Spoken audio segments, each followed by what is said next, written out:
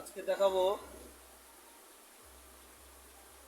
কোষে দেখি দশম শ্রেণীর কোষে দেখি দুইয়ের 20 দাগের গণিত, সবশেষ গণিতটা খুব ইম্পর্টেন্ট গণিত, খুব পরীক্ষায় পড়ে।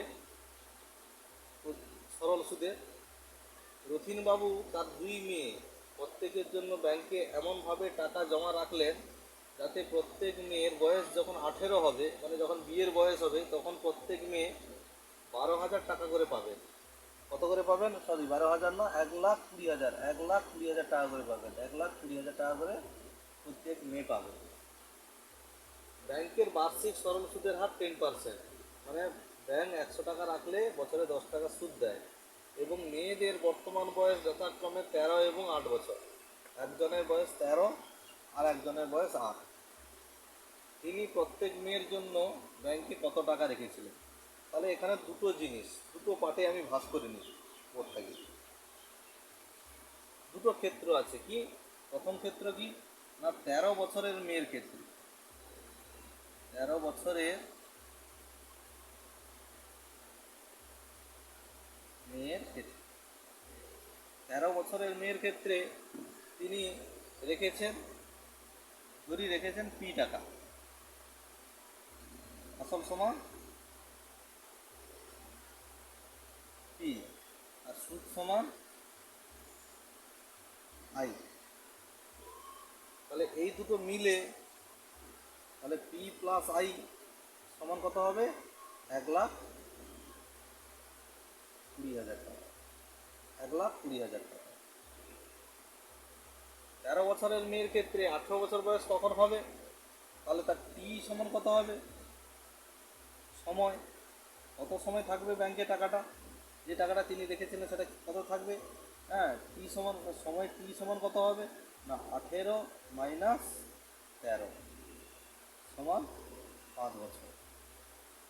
আর আর সমান সুদের হার, সুদের হার আর সমান কত? 10%।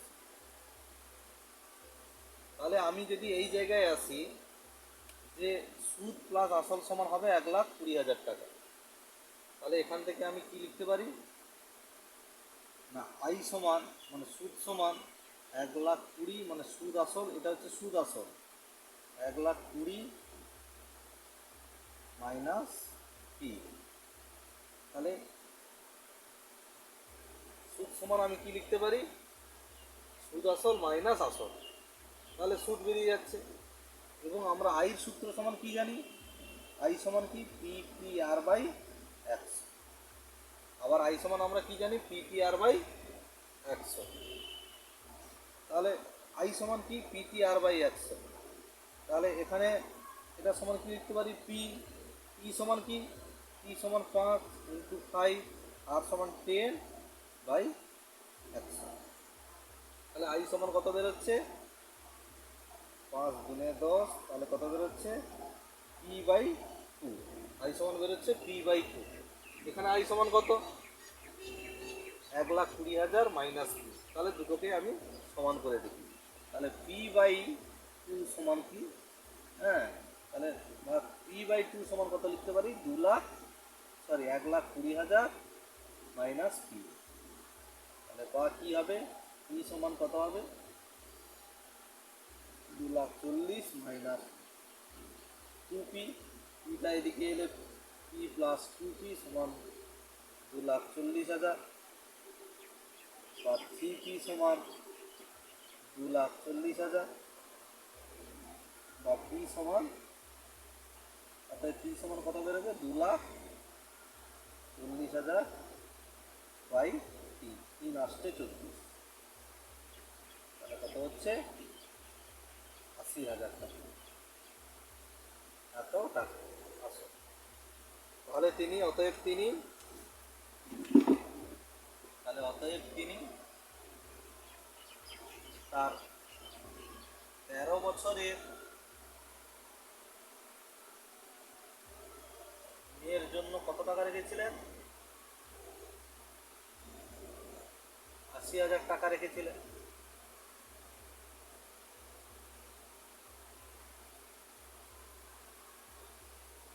একটা পার্ট আমার কমপ্লিট হয়ে গেল। 13 বছরের মেয়ের ক্ষেত্রে একটা পার্ট আমার কমপ্লিট হয়ে গেল, তিনি 80,000 টাকা রেখেছিলেন। একইভাবে দ্বিতীয় পার্ট তার 8 বছরের মেয়ের ক্ষেত্রে, তাহলে 8 বছরের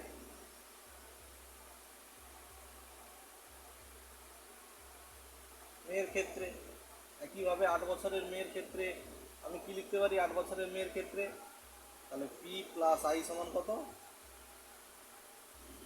সে একই, যখনই 18 হবে তখনই 1,20,000 টাকা পাবে।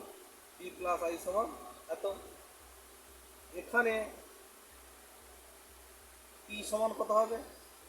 এখানে টি সমান কত হবে না, 18 মাইনাস 8 সমান 10 বছর। এখানে টি সমান হবে 10 বছর, সময়টা কত হবে? 10 বছর।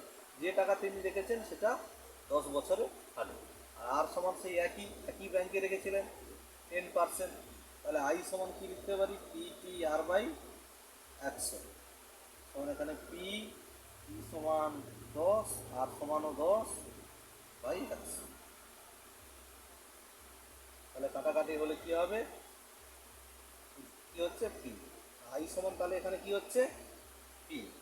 আই সমান এখানে পি বেরোচ্ছে। আর এখান থেকে আমি আই সমান কত পাবো? এখান থেকে আমি আই সমান কত পাবো? এখান থেকে আমি আই সমান কত পাবো? আগের গণিতের আগেরটার মতন 1,20,000 মাইনাস পি। তাহলে আই সমান আমি পি পি পেয়েছি এখানে, আর এখানে পেয়েছি 1,20,000 মাইনাস পি। তাহলে আমি কি লিখতে পারি? পি সমান 1,20,000 মাইনাস পি, বা পি প্লাস পি সমান 1,20,000, বা 2p সমান 1,20,000। তাহলে পি সমান কত হবে? অর্থাৎ পি সমান কত হবে? 1,20,000 বাই 2, 60,000। তাহলে অতএব রথিনবাবু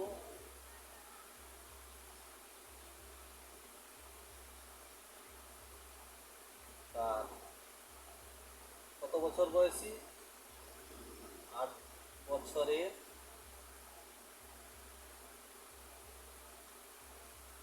মেয়ের জন্য কত টাকা রেখেছিলেন? 60,000 টাকা জমা রেখেছিলেন। খুব সহজ এবং ইম্পর্টেন্ট গণিত, মাধ্যমিক পরীক্ষায় অনেকবার এসছে এবং আসার সম্ভাবনাও খুব প্রবল।